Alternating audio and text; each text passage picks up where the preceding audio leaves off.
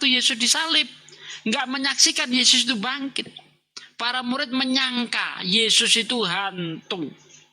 Lalu apa kata Yesus? Maka kamu takut. Ini aku sendiri. Lihatlah, rabalah tangan dan kakiku. Karena bagi roh tidak memiliki daging dan tulang seperti yang ada pada diriku. Para murid masih tidak percaya. Ya, lalu Yesus ingin membuktikan sekali lagi. Adakah kau makanan? Lalu para murid memberikan ikan goreng dan Yesus memakannya di hadapan mereka. Ini untuk menunjukkan apa? Apakah dia hantu atau dia bukan hantu? Atau dia menunjukkan bangkit atau belum bangkit? Karena menurut Yesus di dalam Lukas 20 ayat 36, ketika orang-orang Yahudi bertanya kepada Yesus tentang satu orang wanita memiliki 7 suami. Ya. 7 suami itu bersaudara. Yang pertama menikah, tidak punya keturunan, diteruskan yang kedua tidak punya keturunan, yang ketiga menikah dengan satu perempuan itu tidak punya keturunan, yang keempat menikah dengan perempuan itu juga tidak punya keturunan. Semua sampai ke-7 laki-laki ini tidak punya keturunan. Yang ditanyakan oleh orang-orang Yahudi kepada Yesus, nanti pada waktu hari kebangkitan siapa yang menjadi suaminya? Dijawab oleh Yesus, kamu bodoh. Ya, orang yang sudah mati, orang yang sudah dibangkitkan tidak mati lagi. Karena dia akan seperti malaikat di surga. Dia akan seperti ruh. Artinya kalau Yesus itu bangkit dari kematian, dia harus berupa ruh. Tidak berupa jasad, tidak berupa tulang dan daging. Tidak. Itu juga diterangkan oleh Paulus di dalam kitab 1 Korintus 15 ayatnya, ayat-ayat terakhir dibaca nanti di sana dari ayat 40 kalau nggak salah. Kata Paulus, yang ditaburkan adalah tubuh jasmaniah, yang dibangkitkan adalah tubuh rohaninya. Jadi orang yang harus bangkit dari kematian dia harus berupa ruh. Tetapi faktanya Yesus bangkit masih tangannya bolong. Ini masih jasad yang lama yang dia pakai. Dia tidak berupa ruh. Jadi mustahil Yesus itu dibangkitkan. Terima kasih. Oke, Panjang terus juga ya? ini soal ada satu pertanyaan lagi Ustadz, yang soal Yesus ini menikah. Kan ada yang bikin saya janggal di sini Pak Ustadz. Ada yang bikin saya janggal yang di Yohanes 20:17 itu Pak Ustadz. Itu Maria Magdalena istrinya atau ibunya? Kan yang selalu ada pembahasan di saat itu Yesus itu kan menikah. Itu Maria Magdalena. Iya, maksud saya itu samakah ibunya namanya ini atau dari orang lain kah, atau perempuannya ini beda atau samakah dari wilayah suku manakah? Oh enggak, gini. Namanya sama-sama Maria. Cuma dia itu nanti, kalau Maria yang ketika menemui Yesus di Yohanes 20 ayat 15, itu Maria Magdalena. Nah ini agak-agak ada kecurangan penerjemah saya lihat. Di ayat 16 ya kalau nggak salah ya. Itu di situ Yesus itu menyebut ibu. Tapi nanti di ayat selanjutnya itu Yohanes 20 ya, kita cek aja ya. Langsung ke kitabnya ya. Yohanes 20. Tapi agak songong juga sih. 15. Kan kalau ya. Jadi gini, agak logikanya begini Ustadz Sugi, emang ada kecurangan kalau menurut Ustadz Sugi, bener juga. Cuman kayaknya agak rada songong gitu manggil seorang ibu dengan namanya langsung Maria. Nah itu dia. Ini kan begini, di ayat 15 itu dikatakan kata Yesus kepadanya, ibu, mengapa engkau menangis? Tetapi di ayat 16-nya kata Yesus kepadanya, Maria, Maria. Aneh kan? Di ayat 15 nyebut ibu, di ayat 16 nyebut Maria. Nah ini di sini ada apanya? Ada ketidakbenarannya itu di situ. Nah Maria Magdalena itu dia murid yang dikasihi. Soal teks originalnya gimana itu Ustadz Sugi? Bunai, istriku. Enggak, maksudnya gini, kalau kan itu kan ada lanjutannya tuh. Ya kan di situ kan berbeda. Kan di Yohanes 20:15 sampai 17 itu sama nggak sama teks originalnya? Kan itu kan ada kecurangan di situ. Iya, kalau di situ disebut ketika Yesus berkata ibu itu kan dalam bahasa Yunani itu mater. Nah, tapi dia nyebutnya di situ bunai. Artinya istriku atau perempuan gitu. Perempuan atau istriku. Tapi kalau diterjemah ibu, nah itu yang ngawur. Tapi sinkron nggak sama ayat sama ini itu yang aslinya itu teks originalnya? Oh, enggak. Terjemahannya Sama-sama nggak salah. sinkron. Enggak salah. Terjemahannya salah. Karena diterjemahkan ibu. Seharusnya itu hai perempuan ya, atau hai istriku. Itu yang cocok cuma dua itu. Karena kalau ibu itu mater. Begitu. Nah, itu saya sinyalir itu adalah murid yang dikasihi Maria Magdalena itu. Itu bisa dilihat di dalam Yohanes 16 ayat 25. Yohanes 16 ayat 25, di situ dikatakan, dan dekat salib Yesus berdiri ibunya dan saudara perempuan ibunya, Maria istri Klopas dan Maria Magdalena. Ayat 26-nya, ketika Yesus melihat ibunya dan murid yang dikasihinya di sampingnya, berkatalah ia kepada ibunya, ibu inilah anakmu. Kemudian katanya kepada muridnya, inilah ibumu. Dan sejak saat itu murid itu menerima dia di dalam rumahnya. Mungkin enggak ibunya Yesus itu menerima laki-laki kalau ini murid yang dikasih laki-laki? Mungkinkah? Tidak. Orang Yahudi tidak seperti itu. Enggak mungkin tinggal satu muhrim itu enggak mungkin ya. Jadi ini murid yang dikasih Yesus ini Maria Magdalena. Makanya nanti di dalam Yohanes 21 ayat 24 di situ dikatakan dialah murid yang memberi kesaksian tentang semuanya ini dan yang telah menuliskannya. Kita tahu bahwa kesaksiannya itu benar. Nah, kalau kita lihat di dalam Yohanes 13 ya, Yohanes 13 ayat 18, ingat saya coba. Yohanes 13 ya. Ayat 24 ya. Ayat 24 ingat saya. Di situ seorang di antara murid Yesus, yaitu murid yang dikasihinya, itu bersandar di dada Yesus. Ya, itu dari kata bosom. Seorang di antara murid Yesus, murid yang dikasihnya, bersandar di dada Yesus. Itu kalau dalam bahasa Yunani dalam bahasa Inggrisnya itu bosom, artinya dada kan. Jadi murid itu bersandar di dadanya Yesus. Mungkinkah laki-laki bersandar di dada Yesus? Kalau murid yang dikasihinya itu adalah Maria Magdalena, mungkinkah orang yang bukan apa-apanya bisa bersandar di laki-laki lain? Nah, tidak mungkin. Maka benar. Kalau itu disinyalir adalah istrinya. Murid yang dikasihi adalah Maria Magdalena. Karena di dalam Yohanes 19 ayat 25 tidak ada laki-laki di situ. Ya, cek kalau nggak percaya, nggak ada laki-laki di situ. Kenapa nggak ada laki-laki di situ? Karena para murid sudah kabur pada waktu Yesus ditangkap. Markus 14 ayat 16. Oke. Iya, ada. Oke, tapi saya mau ke belakang dulu. Ya, lanjut. Lanjut teman-teman. Gimana teman-teman?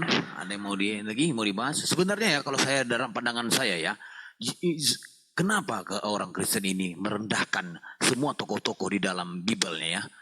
Pada intinya Maria Magdalena ini selalu disebut seorang pelacur ya, seorang pesundal. Tapi di situ salah, karena di dalam perjalanan Yesus itu sendiri, dia itu diikuti oleh 12 murid dan 3 wanita. Maria Magdalena, Yohana dan Susana. Itu bisa kita lihat di Lukas 8 ayat 1 sampai 3. Bisa kita buka di situ. dihormati dia di sini. Tapi ada di satu dalam pertanyaan sih yang bikin saya bertanya-tanya, Bang Ibrahim. Kan Yesus Ya. punya saudara tuh, ya kan? Nah, Saudara apakah tiri ya. Yakobus ya. bukan soal Yakobus, maksudnya tuh. Oh, lanjut.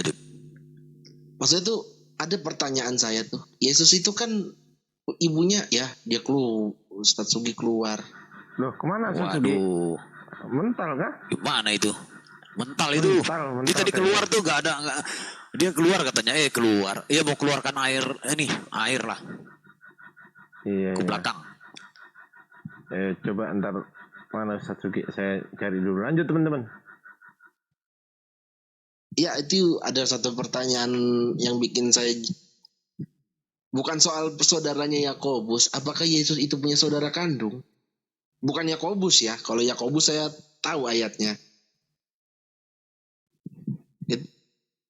Apakah ibunya Maria itu menikah? Dia kan perempuan suci.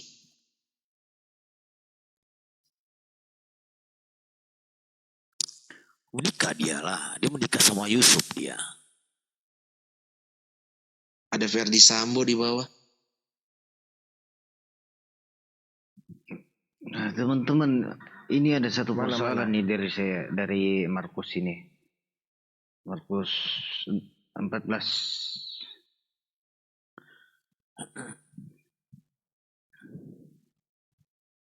Kira-kira orang ini siapa ini? Seorang lelaki muda yang memakai sehelai kain lenan untuk menutupi badan, mengikuti Yesus. Apabila orang coba menangkap lelaki itu, dia melepaskan kainnya lalu lari bertelanjang. Aduh, Ketika gimana itu? setelah 12 murid itu lari kan, ada seorang lelaki muda yang memakai sehelai kain lenan untuk menutupi badan, mengikuti Yesus. Ini dari mana? Siapa ini dia? Ini datang dari mana ini? Seorang laki-laki yang memakai sehelai kain linen untuk menutupi badan mengikuti Yesus. Apabila orang coba menangkap lelaki itu, dia melepaskan kainnya lalu lari Waduh. Ini siapa ini laki-laki ini? Kok nggak ada diceritakan kisahnya ini? Tidak diceritakan ini setelah Yesus ditangkap ini. Kan ini di Taman Getsemani. Taman Getsemani sini Yesus ditangkap. Nah, ketika ditangkap semua muridnya itu lari. Tiba-tiba ada cerita di sini. Nah, sudah dia kan sudah nggak ada diceritakan lah, Ustaz.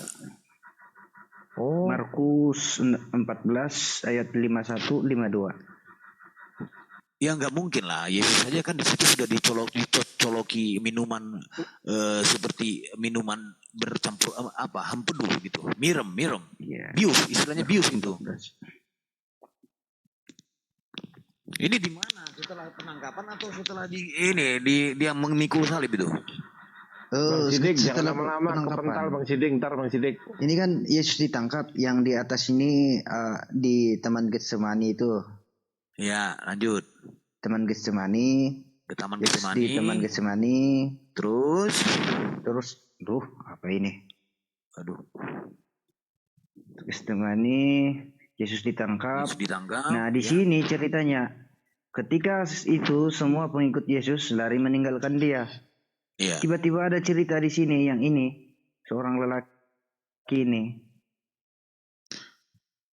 Mungkin itu untuk berjudi ya, kayak itu yang diambil sama dia. Kan kain jubahnya si Yesus itu kan diambil untuk jadi bahan perjudian.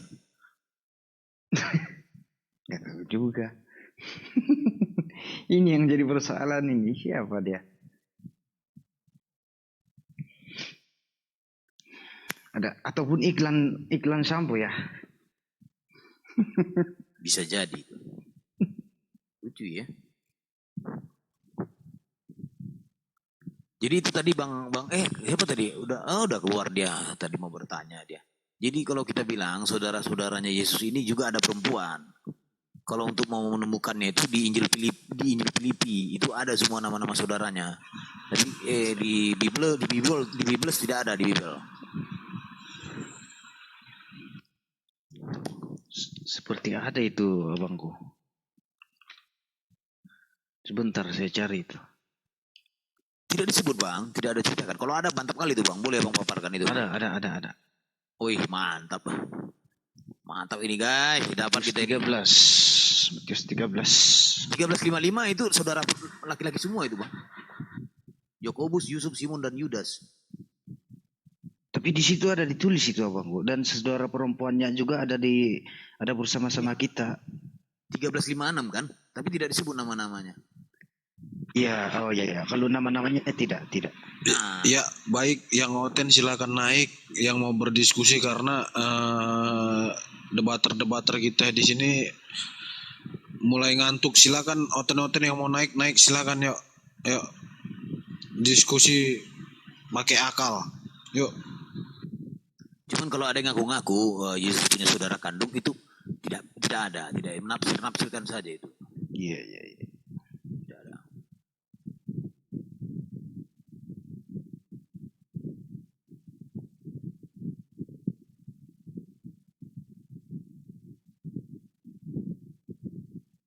Bisa jadi yang ketiga wanita itu Yohana ataupun Susana saudara dia. Aku curiga jadi situ karena ada 3 kan yang mengikuti dia, Maria Magdalena, Yohana dan Susana. Bisa jadi itu saudari dia itu. Bisa jadi. Seru ini ceritanya ini. Yang mana abang? Ya itu tadi yang diangkat tadi. Bagus itu. Iya. Itu nemu di mana tadi itu? Yang kain lenan itu. Iya. Di aplikasi apa maksudnya? Oh di ini ya bang, di Karya mungkin. Ini, aduh, ngeblur. Ini Holy Bible di Play Store. Oh, Holy Bible itu. Oh, aplikasi ya. Iya. Aplikasi dosen. Atau Siap. dari Tadi Markus Markus. Apa tadi? Matius, Pak? Yang mana? Yang saudara-saudaranya itu. Yang Matius lari itu. 13 ya. Yang lari itu kan. 13:55. Iya 13. Yang lari tadi lo, kain lenan tadi lo. Iya. Oh, beda itu. Markus. Kain lenan beda itu. Markus 14:50. Bisa dinarasi itu. Boleh jadi. Markus 14:50 itu. Iya. Yang lari kain lenan Markus 14:50. Kedengaran nggak? Iya. Iya, dengar. Markus Itu siapa itu Bang Sidik? Terus itu. Yesus kali. Bertelanjang. Ada Ustaz Tunggul. Assalamualaikum Ustaz Tunggul. Assalamualaikum warahmatullahi wabarakatuh. Sarunggul. Waalaikumsalam. Lanjut. Ya. Suaranya Ustaz Tunggul kok gitu ya?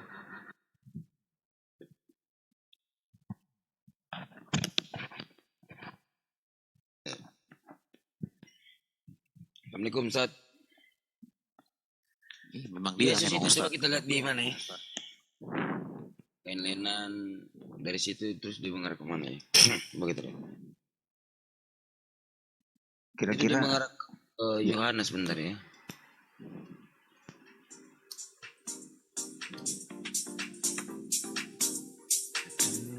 Yohanes 13:4 coba lihat. Lalu bangunlah Yesus dan menanggalkan jubahnya yang mengambil selai kain lenan dan mengingatkannya pada pinggangnya. Coba kita lihat Markus 14:50.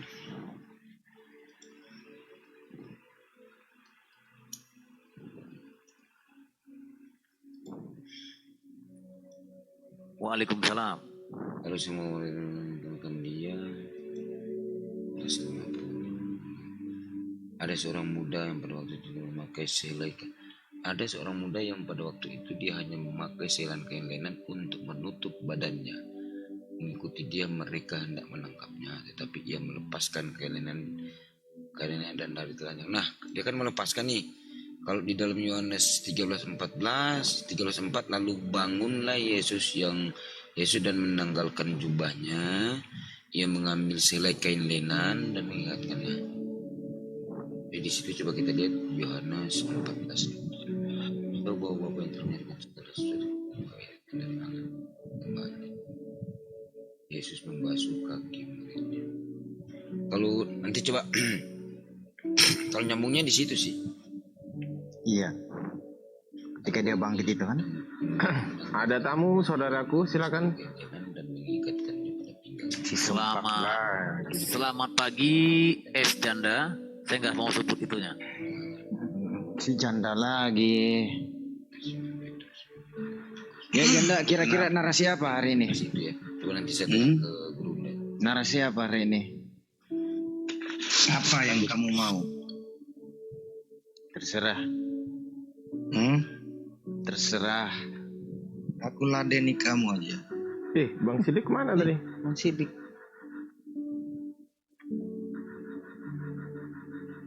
Dia lagi nyari itu kesinambungan itu yang lari itu. Oh, iya. Naik lagi Bang Sidik. Lanjut, teman-teman. Silakan, ada S Janda. Janda.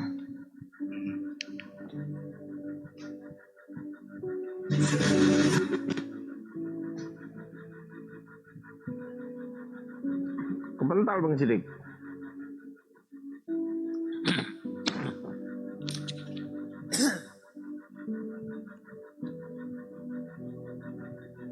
Ada Oten ini, Bang Sidik. Aduh, ini tadi naik, gue kan donatur nih, iya kan? Gue naik di roomnya ini DM ada Bang Murai Rizky ya enggak? Di situ ya kan? Ini tadi penghujat nih, sempak janda nih, penghujat nih. Tadi diskusi sama Umi Micen tadi nih, digas aja mau. Ya jangan menghujat lah. Siapa S Janda? Diskusi baik-baik lah.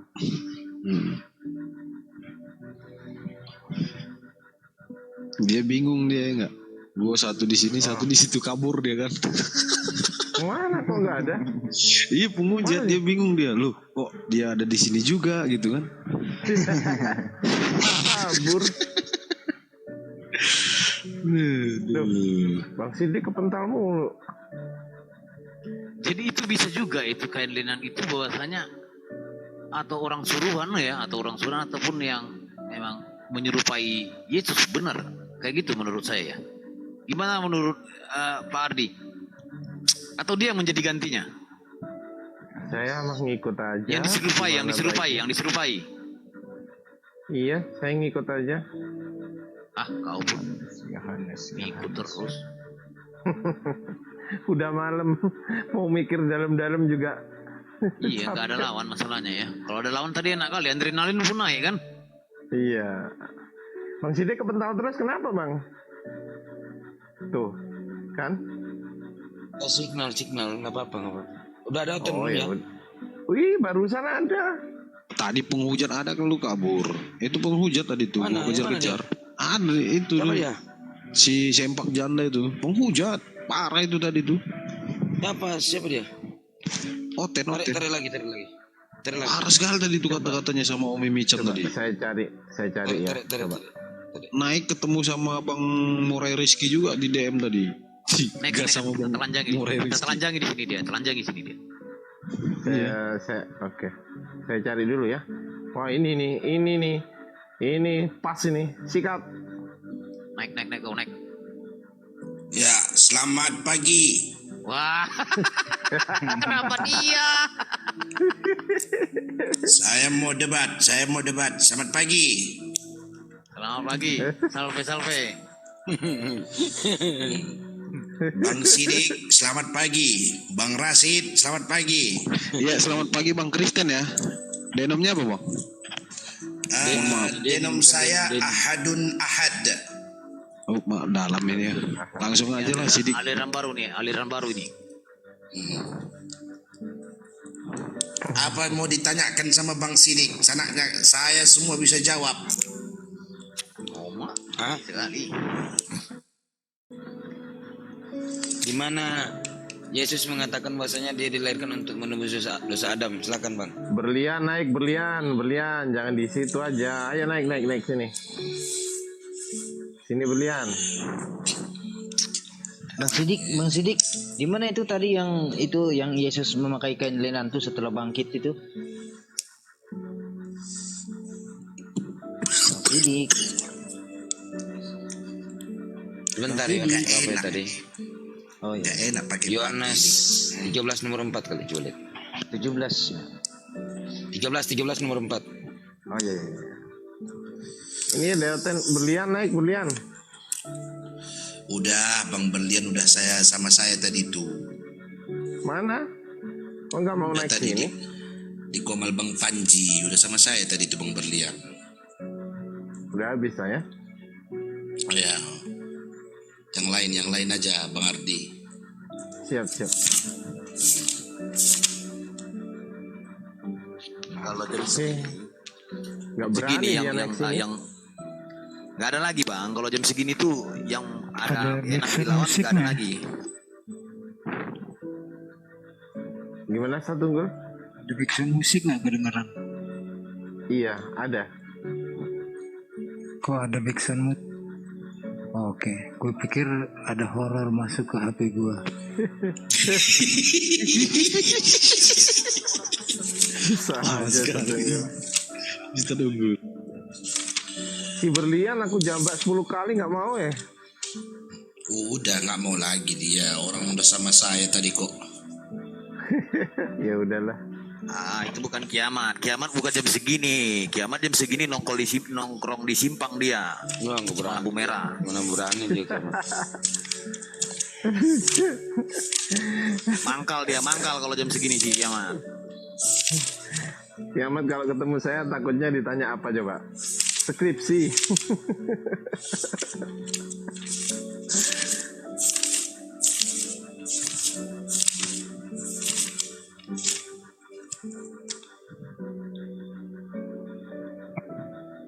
Katanya sarjana matematika, double ya. Double. Apaan Ustaz nggak berani nunjukin? Maksudnya nggak ada emang. Nggak ada. Cuman ngomong doang. Ada bukti.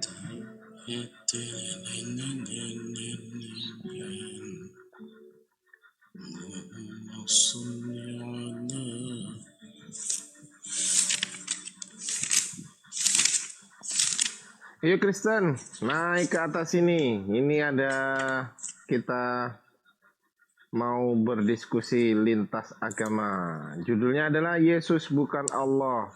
Gitu. Tadi saya nulis gini, si Ruth malah kesurupan. Kenapa ya? Loh, masa di roomnya Uniripa si Ray yang penghujat itu yang diskusi sama Bro Sidik katanya mau mualaf ya? Coba dengerin. Hoax ya. Iya. Coba. Mana?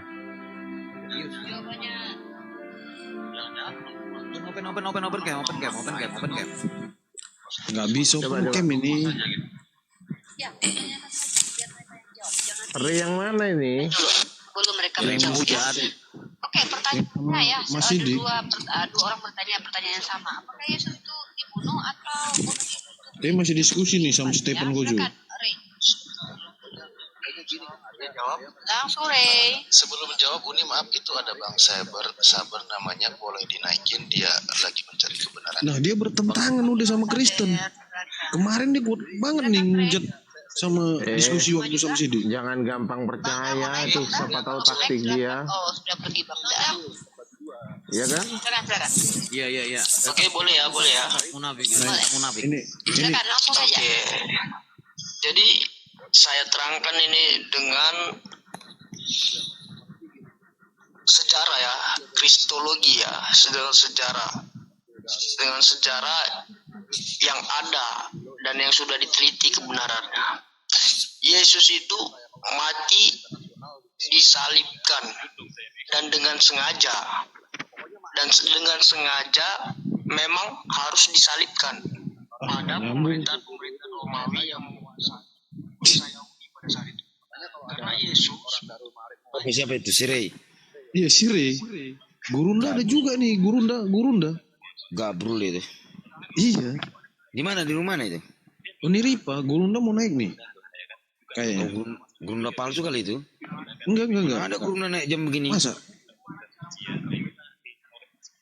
Coba ya. Ada gurunda naik jam-jam begini. Kecuali dia formal dari jam berapa boleh. 2K nih yang nonton.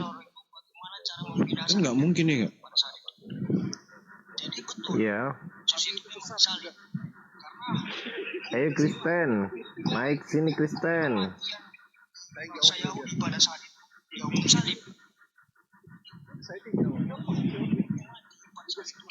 masa dia mengatakan wajib dihukum salib. Ya sih wajib. Kafir. Kalau kita ditembak mati, jangan disalib. Masa dari 100 orang nih nggak ada yang oten sama sekali, kan ini nggak mungkin gitu loh. Kenapa puna ya? Pokoknya udah kalau udah gesek-gesek itu orang dari rumah gitu kan. Gasek aja lah katanya gitu. Kenapa sedih lagi?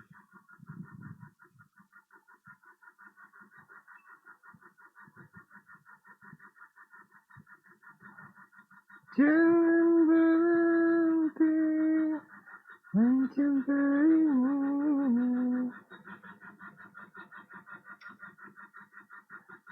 Ada ini.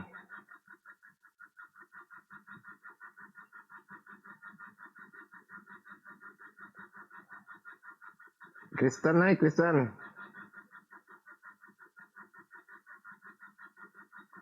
Kristen naik. Oh, Kiamit. Kiamit bukan kiamat. Aduh. Biar saya yang OTW. Iya.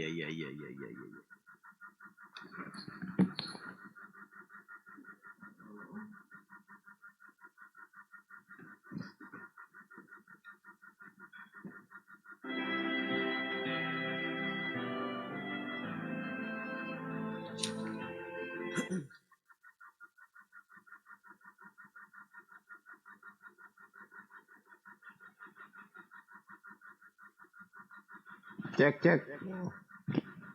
Macet sih. Macet nggak sih? Macet. Aduh. Uten udah langga ya Uten ya? Iya. Kenapa ya? Makanya Tadi juga di itu, rumah IBS gitu kan. Satu-satu nunggu lama. Wah, naik lampai. Naik pula lampai. Ditanya data. Dia mau bahas logika sama saya pakai data. Gak bisa. Lu masuk logika juga mental. Sementara kan imanmu kan di data. Mau masuk logika, datanya udah jelas. Mau masuk logika dari mana lu? Gebret. Ustadz Unggul. Ustadz Unggul. Oh Ustadz. Gak ada suara, kecil.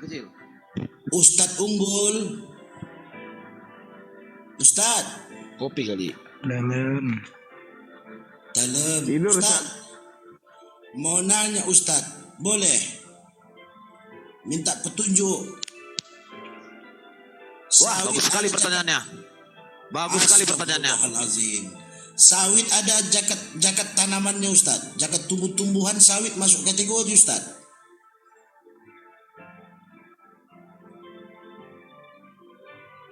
Apa nggak jelas?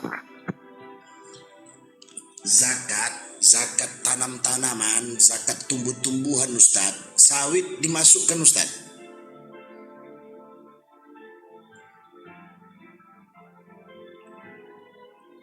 Masuklah tanaman yang menghasilkan.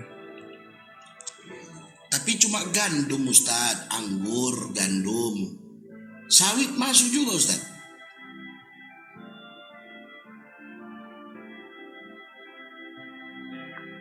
Ya tinggal dihitung berapa penghasilannya dalam bentuk uang, masuk nggak dalam zakatnya? Mencukupi pakai sehari. Tanam anggur cuma satu pohon ya enggak. Cara penghitungannya cuma ada Pak Ustadz.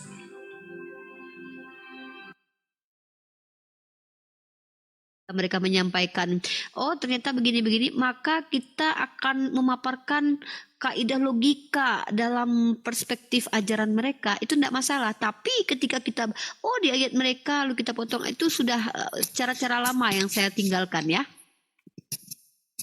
Gitu. Oke, coba lanjut dulu nih. Ya, mau Oke, ya. Ya, halo, Mohon maaf ya, halo. Mak. Ya, silakan. Siapa ini mau bicara? Dengan saya ini. Siapa saya?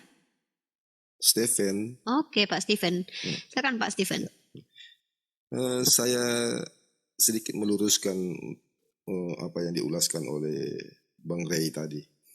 Oke. Bang Ray, ya.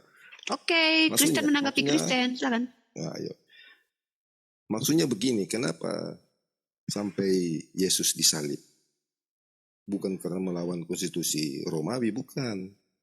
Nah, ketika Yesus datang ke dalam dunia, memang bangsa Israel itu lagi dijajah oleh bangsa Romawi. Dan bangsa Israel pada waktu itu sedang menanti-nantikan kedatangan seorang Mesias. Seorang Mesias yang menurut cara pandang bangsa Israel itu seperti Daud, Musa yang membebaskan dari perbudakan Mesir. Jadi mereka ingin ada seorang Mesias yang seperti mereka. Nah, ketika Yesus datang, mereka melihat Yesus itu tidak ada tanda-tanda untuk memberi kemerdekaan kepada bangsa Israel yang lagi dijajah. Ini sudah terlalu melebar. Karena tenang, tidak ini ada hak Kristen tanda-tanda menjelaskan di sini.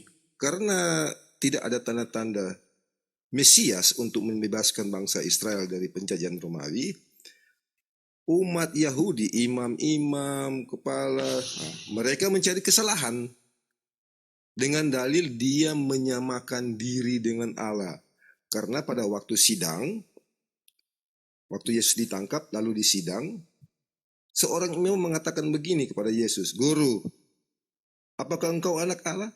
Yesus bilang, "Engkau sendiri yang mengatakan." Maka ributlah di situ. Maka seorang imam itu bilang, kita tidak lagi perlu pembuktian. Dia sudah sendiri yang mengatakan. Dia sudah menyamai Allah. Tangkap dan lalu dibunuh. Jadi itu alasannya sampai dia dibunuh. Dan Harap teman-teman yang mau menanggapi dicimak ya. Kematiannya itu untuk penebusan dosa. Penebusan dosa. Nah, jadi kelemahan-kelemahan kita lah, seperti tadi kan Ibu Rifa sudah katakan, nggak mungkin kita ditampar pipi kiri, kita mau kasih lagi pipi kanan, gitu. Nggak mungkin, pasti dibalas. Kelemahan-kelemahan kita seperti itulah yang ditanggung oleh Yesus. Seperti yang disampaikan di Yesaya 53, penyakit kita lah, kelemahan kita lah yang ditanggungnya. Itu. Demikian. Bang Ray. Ya, Ray silakan tanggapi Ray. Karena sebenarnya saya ingin menanggapi, tapi ya sudahlah Ray, kayak yang ditanggapi silakan Ray. Oke. Ya. Terima kasih Pak Stephen atas penjelasannya. Ya, terima kasih. Jadi Pak Andi, ya seperti itulah dari kristologinya kita ceritakan. Jadi Pak Andi mau melihat dari sisi kebenaran yang mana itu terserah Pak Andi lah. Tapi yang jelas dari pernyataan Pak Andi tadi yang mengatakan Yesus itu bunuh diri atau dibunuh atau mati di kayu salib. Yang udah jelas dari sejarah dan faktanya Yesus itu mati disalibkan karena akibat diskusi politik pada saat itu. Nah, Yesus sengaja memang Yesus itu sengaja mau disalibkan oleh kondisi politik pada saat itu, karena Yesus itu mengganggu kondisi politik penjajahan Romawi di bangsa Yahudi pada saat itu. Seperti itu dia. Terima kasih Pak Andi. Ya. Oke, sebenarnya menarik sekali ya. Tema ini pun akan saya usung selama seminggu ke depan ya, karena banyak sekali, luas sekali sebenarnya penjabaran tentang tema ini ya. Saya memang lagi mensonding rahmatan lil alamin, bukan hanya untuk ngeleknya pas jelek lagi ya, nggak apa-apa. Tetapi sondingkan ini untuk umat Islam. Kok ngelek ini? Saya matikan lah. Pas ngelek pas jelek pula kan. Senang kalian ya. Oke, Ustadz Alif, ada yang mau ditanggapi dulu Ustadz Alif. Menarik ini Ustadz Alif. Lanjut. Sebenarnya menarik, sangat menarik karena pertama memang kita mungkin bergeser tema sih ya. Jadinya bergeser tema. Kalaulah Kita tadi, konsep. coba mungkin saya sedikit menyimak secara universal dulu, Bang Rey. Salib itu, penyaliban itu adalah hukum Romawi, bukan hukum Yahudi. Itu yang perlu dipahami dulu. Karena Yesus sendiri yang menjelaskan, Yesus sendiri yang menjelaskan di Lukas 13 seingatku ya, bahwa ketika dia bangsa Yahudi itu sering membunuh dengan cara merajam. Nah itu dengan cara melempari batu, itu konsep hukum Yahudi sebenarnya. Nah kembali lagi, kalau masalah tadi doktrin bahwa aku udah kehilangan sih, Uni jadi agak lupa ini. Oke, kalau saya pertegas aja ya, saya aja yang tegaskan. Jadi begini, teman-teman, kan tema kita rahmatan lil alamin dan ajaran kasih. Dari tadi saya memaparkan setiap ajaran rahmatan lil alamin itu betul-betul tertulisnya rahmatan lil alamin. Implementasinya juga rahmatan lil alamin. Artinya Islam itu bukan hanya untuk untuk manusia saja, tapi seluruh alam, bukan hanya untuk penjahat, orang yang itu juga ada hukum ya. Karena itu justru bentuk cinta kasih. Hukuman itu bentuk cinta kasih agar orang semakin berubah, semakin lebih baik.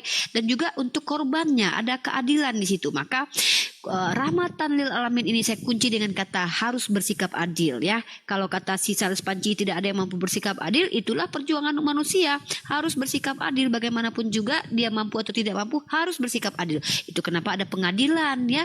Kalau nggak ada yang mampu bersikap adil dan Tuhan tahu akan itu, kenapa harus ada pengadilan? Mending nggak usah aja ada pengadilan. Nah, maka orang-orang yang tidak bisa adil maka hukumnya adalah neraka dan kemarahan Tuhan. Bagi mereka yang bisa bersikap adil, insya Allah mereka lah yang mendapatkan dari Tuhannya, maksudnya hadiah dari Tuhannya. Itu kalau bisa istilahnya adalah pahala. Baik, kita sapa dulu ya. Tapi kembali lagi, argumen saya pribadi adalah bahwa dari tadi ajaran kasih dari teman-teman Kristen, mulai ditampar pipi kiri kasih kanan, kemudian kasihi musuhmu, kemudian apalagi ya ajaran Roma 13 tadi tentang mematuhi pemerintah yang adalah penjajah. Kalau kita bawa ajaran Kristen ke dalam masa kini, yaitu di saat hidup kita ini, maka saya katakan tidak relevan, bahkan tidak ada yang mau mengaktualisasikannya, tidak ada yang sanggup. Nah, itu menarik sekali. Kenapa? Tuhan sendiri sudah kasih hukum Taurat dan ternyata tidak ada yang sanggup kasih. Ternyata sudah dikasih hukum kasih lagi, enggak sanggup juga. Lah ini Tuhan kenapa gitu loh. Kalau memang dia maha mengetahui, harusnya dia tahu dong kapasitas manusia. Kenapa dia kasih hukum yang tidak mampu dilakukan oleh manusia gitu. Masa Tuhan begitu? Saya contohnya, saya tahu umur anak saya 9 tahun. Lalu saya kasih hukum anak saya. Pokoknya ke dalam tidak boleh terlambat sama sekali masa kini, yaitu di saat hidup kita ini. Maka saya katakan tidak relevan, bahkan tidak ada yang mau mengaktualisasikannya, tidak ada yang terlambat. Oke, hukumannya ya sikit-sikit lah, langsung dihantam, dibantai gitu masuk neraka. Karena itu adalah proses pembelajaran kepada manusia agar menjadi lebih baik ya. Maka saya katakan kembali lagi bahwa ajaran teman-teman Kristen, kalau saya dengarkan dari pemaparan tadi, bahkan dijawab oleh siapa tadi yang jelas turun tadi itu bilang bahwa memang tidak ada yang sanggup menjalankan hukum dari Tuhan, teman-teman Kristen ya. Itu dari yang saya tangkap. Saya sapa dulu yang sudah masuk ke sini ya, nanti silakan ditanggapi. Ada Saber di sini, ada Anton. Oke, saya serahkan kepada Anton. Anton, ada yang mau disampaikan, silakan. By the way, sampaikan dulu Anda Kristen atau Muslim. Lanjut. Saya Kristen, Mbak. Cuman ini kan forum diskusi, Mbak ya. Yes. Forum diskusi. Kalau ini forum diskusi, Mbaknya tolong bahasanya itu tolong diatur juga, jangan sampai melebihi dari forum diskusi gitu loh. Mana narasi saya yang tidak melampaui dari forum diskusi, Pak? Tolong. Udah nggak usah dibahas. Saya rasa hostnya udah bagus. Ya. Bagus. Bahasa mana bahasa saya yang melanggar kode etik dalam berdialektika, Pak Anton? Pertanyaan saya begini. Apa? Apa yang Anda bilang tidak bisa membuktikan segala hal-hal apa? Tadi apa ini? Maksudnya segala hal-hal apa ini? Enggak. Anda yakin enggak? Tadi ada sempat. Ini mau ganti mode apa gimana ini? Ya, coba saya dulu. Saya rasa nggak usah ditanggapi sih. Saya mohon maaf Pak Anton ya. Saya rasa Umi nggak usah ditanggapi sih. Iya, Nanti sebenarnya jadi ini nggak kondusif, sih. iya, siap Re. Ini Re luar biasa ya. Dia mengawal saya ini. Gini saya mungkin lebih jelaskan saja dulu ke Anton biar dia paham. Anton, dengar. Tadi ada pertanyaan secara eksplisit disampaikan oleh saudara saya ya, bahwa Bang Aristo bertanya, adakah ajaran kasih tampar pipi kiri kasih kanan, atau ya itulah tadi, bisa ada tidak negara yang sudah mengaktualisasikan dalam kehidupan, maksudnya relevan atau tidak pada saat sekarang ini? Dijawab oleh teman-teman Anda, tidak ada. Bahkan Sales Panci mengatakan tidak ada yang mampu berlaku adil. Begitu, maka saya bawa argumentasi. Ternyata ajaran kasih menurut teman-teman saya yang ada di sini, itu pihak Kristen sendiri mengatakan tidak ada yang mampu. Faktanya hukum Taurat diturunkan, tidak ada yang mampu menjalankannya, Anton. Makanya Tuhan, kamu, Yesus mati untuk menebus kutuk hukum Taurat, Anton. Artinya tidak ada hukum Tuhan yang mampu dijalankan manusia. Ketika Tuhan sudah jadi manusia dan genapi hukum dengan memberikan hukum kasih, Anton, saya tanya lagi, apakah ada yang ditampar pipi kiri kasih kanan? Tadi kan dibilang tidak ada. Negara mana yang apabila penjahat dikasihi saja tidak dihukum? Tidak ada, Anton. Makanya saya katakan tidak relevan kalau kita bawa ke konteks zaman masa kini. Gitu, Anton. Mana perkataan saya yang tidak melebihi namanya diskusi, Anton. Lanjut, Anton. Bisa sekarang bisa. Ini Ya, siapa ini? Bisa bicara. Anton diam dulu saja, belajar dulu. Nanti Anton masuk ya. Setelah Re nggak ada, karena kalau masih ada Re, dia kawal saya ini, biar kondusif. Ya, silakan. Saya harap saudara-saudara saya yang seiman, pertanyaannya jangan bersifat menyerang, itu satu. Oke. Ya, Baru itu juga yang sesuai Muslim konteks, ya. sesuai konteks, oke, yang dibahas. Satu lagi harus nyambung. Kalau nggak ya. nyambung, ya saya harapkan nggak usah lah ikut diskusi. Diskusi diri sendiri aja lah, berdoa aja lah, Cok. Ya. Si Ren, keren juga ya Ren ya. Malam aku doakan juga kamu alaf Re. Oke, sabar, kita sabar. Selamat malam. Boleh bisa semuanya. Bang Anton, pertama tolong kondusifkan dulu jaringannya, berdiri dulu di dekat tower atau dekat Alfamart atau ya di mana saja lah. Tolong dikondusifkan dulu signalnya Bang Anton. Setelah bagus di mute dulu sebentar, baru nanti Abang menanggapi ya. Tenang. Baik, Bang Saber, silakan Bang Saber. Ya, selamat pagi semuanya. Pagi Bang Saber. Ya, saya rasa diskusinya cukup sehat ya, dan Terima cukup toleransi gitu. Apalagi dengan Bang Alif, Bang Ray, dan hostnya juga cukup kooperatif gitu ya. Satu yang saya mau tanggapi dari pembahasan yang dari tadi saya simak, terkutuklah orang yang mati di kayu salib. Nah, itu sendiri udah dituliskan dan sudah banyak ya umat dari Kristen seperti saya juga Kristen Unitarian yang memang menganggap satu Tuhan nih gitu ya. Nah, yang saya mau pertanyakan, kalau dia terkutuk mati di kayu salib di Bukit Golgota ya atau Bukit Tengkorak, bagaimana kasih itu bisa menyelamatkan seluruh manusia, sementara Tuhan itu sendiri yang dianggap dengan Kristen sendiri Tuhan gitu. Sementara di kitab sendiri dijelaskan bahwasanya orang yang mati di kayu salib itu terkutuk. Bagaimana dia bisa menyelamatkan dan mengasihi umatnya gitu, atau orang yang mempercaya dia? Gitu aja. Oke, pertanyaan dari teman kita Sabar yang adalah Kristen Unitarian yang dia mengakuinya ya. Tentu ini dijawab oleh teman-teman Kristen yang mengaku pengikut Kristus sejati. Salah satunya ada Ray, ada Sales Panci. Ya mungkin nanti Pak Anton boleh saya sapa dulu RGL 02 Muslim non Muslim.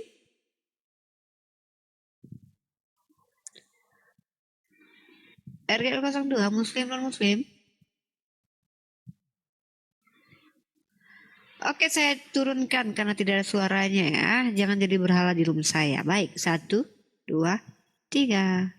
Terima kasih. Oke, dijawab langsung Ray dan teman-teman Kristen lainnya. Silakan dijawab. Boleh, oke ya. Saya jawab ya langsung ya. Oke. Ya, Bang Saber ya. Saya jawab dengan tahap yang sederhana dan pelan. Oke. Jadi pengertian kalimat itu, jadi kita membaca suatu konteks kan. Terkutuklah orang yang mati di kayu salib. Maka orang yang mati di kayu salib itu orang yang terkutuk. Bukan seperti itu konsepnya, Bang Saber. Jadi memang kalimat itu menunjukkan orang yang mati terkutuk, terkutuklah orang yang mati di kayu salib. Memang pada penjajahan Romawi, hukum yang paling memalukan dan hukum yang paling hina pada saat itu adalah hukum salib. Dan orang yang disalib itu orang-orang yang terkutuk, orang-orang yang moralnya itu nggak ada, baru akal sehatnya nggak ada. Orang-orang yang terkutuk lah orang yang mati di kayu salib itu pada zaman itu. Makanya adalah ayat itu dikeluarkan, terkutuklah orang yang mati di kayu salib. Memang orang yang mati di kayu salib itu orang-orang yang paling hina, itu hukum yang paling hina pada saat itu.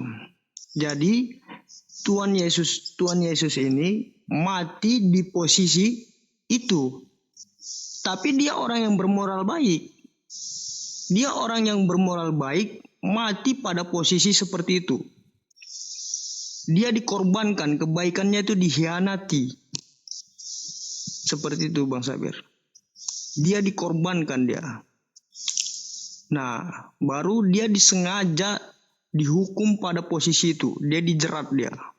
Jadi orang yang baik, orang yang bagus moralnya, orang yang paling hidup benar, tapi dikhianati dan dihukum seperti itu. Bukan berarti Yesus itu orang terkutuk, bukan. Dia orang yang bagus, dia orang yang baik, dia manusia yang paling moralnya bagus, tapi dia dikhianati, dijerat, dan dihukum seperti itu. Itulah arti dari kalimat itu. Terima kasih, Bang Saber. Silakan Sabar tanggapi dulu atau ada teman-teman Kristen lain yang mau menanggapi lagi pertanyaan dari Bang Sabar sehingga Bang Sabar bisa sekaligus untuk menanggapi. Siapa? Sales Panci? Ya. Jadi memang pada saat itu memang saat disalibkan itu adalah hukum bagi orang-orang yang hina, bagi orang-orang yang dikutuk, benar-benar terkutuk. Jadi kenapa Yesus harus mati di kayu salib? Karena untuk melepaskan kita dari kutuk hukum Taurat. Untuk melepaskan kita dari kutuk hukum Taurat. Dan ini juga korelasinya di kehidupan nyata seperti ini. Jika kita melakukan dosa, apakah kita tidak sama dengan mengutuk Tuhan? Jika kita melakukan dosa, apakah kita tidak menganggap bahwa apakah Tuhan tidak merasa disakiti, dikutuk gitu kalau kita melakukan dosa? Seperti itu. Terima kasih. Oke, Anton silakan. Terima kasih. Anton mungkin mau menambahkan jawaban dari pihak Kristen mungkin? Anton? Lanjut, saya ikuti dulu, lanjut. Oke, silakan Saber. Nah, kalau memang cinta kasih itu seperti yang dipaparkan oleh Bang Ray dan Bang Salas ya, saya rasa waktu di persidangan oleh Raja Herodes ya, di saat Yesus dihakimi, dia cuma diam dan tidak berkata-kata. Sementara dia bisa membela diri. Kenapa dia nggak membela diri? Apakah dia lebih mementingkan cinta kasih itu dengan cara mengorbankan dirinya walaupun dia tidak salah dan disalibkan itu gimana? Saya jawab ya. Mungkin sedikit sebelum Kray, saya agak ini ya tergelitik juga. Menurut Saber, apakah bentuk kasih itu dengan dia membiarkan dirinya untuk dibunuh, begitu ya Saber?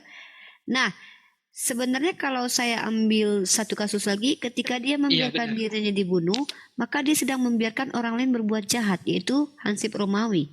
Bagaimana bisa dikatakan hukum kasih adil di situ? Karena ketika dia memang dia adalah Tuhan yang mampu membela diri sebenarnya, tapi tiba-tiba dia memang sengaja untuk dibunuh agar menembus orang-orang jahat, tapi dia memberi kesempatan orang berbuat jahat. Siapa itu? Yaitu Hansip Romawi Longinus yang bahkan menusuk lambung Yesus, sekarang bergelar santo. Teman-teman harus paham ya, Longinus yang adalah penusuk lambungnya Yesus bergelar santo. Nah, jadi ini bagaimana ini? Sabar pertanyaannya saya tambahkan sedikit. Silakan dijawab teman-teman Kristen. Langsung saya jawab ya. Saya jawab dengan tahap yang sederhana dan pelan-pelan agar kita mengerti ya. Jadi pada saat itu Yesus punya sebuah misi. Karena pada saat itu pada zaman Yesus itu ya, pada zaman Yesus budaya dan politik ekonomi itu sangat merusak sistem kehidupan seluruh umat manusia. Sangat merusak, sangat kacau. Perekonomian nggak bagus, semua orang telantar, nggak punya rumah, tidurnya sembarangan, miskin merajalela. Di situ posisi politik sangat mengerikan pada zaman Yesus itu. Makanya orang Yahudi itu menjerit-jerit karena dijajah orang Romawi itu, menjerit-jerit meminta suatu raja yang dijanjikan oleh nubuat-nubuat nubuat-nubuat nabi yang diceritakan nabi-nabi terdahulu kepada mereka. Mereka meminta, berikanlah Tuhan raja yang kau janjikan itu. Nah, Yesus itu punya sebuah misi di situ. Dia punya sebuah misi. Kalau dia melawan pada posisi itu, dia membela dirinya, maka gagal misi dia. Gagal misi dia untuk membuktikan, inilah aku orang baik aja dihukumnya seperti ini. Maka kamu harus lihat kebenaran sebuah pemerintahan mana. Tuhan Yesus ingin menunjukkan sesuatu paradigma yang baru bagi bangsa itu pada masa itu ya. Karena situ orangnya nggak kayak kita canggih-canggih, logikanya canggih-canggih kita sekarang. Orang itu beda dulu. Nah, maka waktu Pontius Pilatus mengatakan, kenapa kamu nggak membela diri? Kan Pontius Pilatus bertanya itu kepada Yesus, apakah kamu berbuat salah? Yesus diam aja. Cuman satu jawaban Yesus, jikalau kerajaan saya dari bumi ini, maka sekejap mata pasukanmu akan saya ratakan, kata Yesus. Tapi karena kerajaan saya bukan dari bumi ini, maka saya tidak akan menjawab apapun pertanyaan dari Anda. Cuman itu yang dikatakan Yesus sama Pontius Pilatus, pemimpin Romawi, pemimpin pemerintahan Romawi di bangsa Yahudi pada saat itu. Nah, karena Tuhan Yesus ada misi, makanya dia relakan, dia membiarkan dirinya, menunjukkan bahwasanya inilah saya orang baik aja dihianati. Maka engkau harus berpikir gitu, menunjukkan, ayo kita berpikir apa yang harus kita lakukan. Karena kecerdasan orang pada saat itu sangat rendah, nggak kayak kita sekarang, sangat kolot. Mereka mau aja ditindas sama bangsa Romawi pada saat itu. Tuhan Yesus mengajak melawan, seakan-akan mengajak melawan, tapi bukan melawan secara fisik, tapi secara rohani,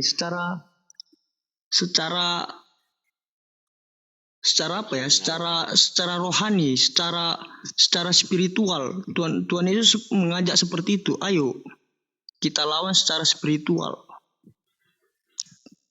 Nah, begitu kira-kira Bang Sabet. Oke, menarik sekali ya. Saya semakin menarik sekali malam ini ya. Sayang sekali sudah jam 2.30, tapi nggak apa-apa karena di sini kita kedatangan pendatang baru, tamu kita Defensor Fiden ya, Defensor Fide gitu dari pihak Kristen kayaknya. Tapi sebelumnya, jadi teman-teman, pertama yang mau pesan rendang silakan cross check nomor handphone saya di YouTube Riva MOW di description box ya. Ada nomor handphone untuk pesan rendang.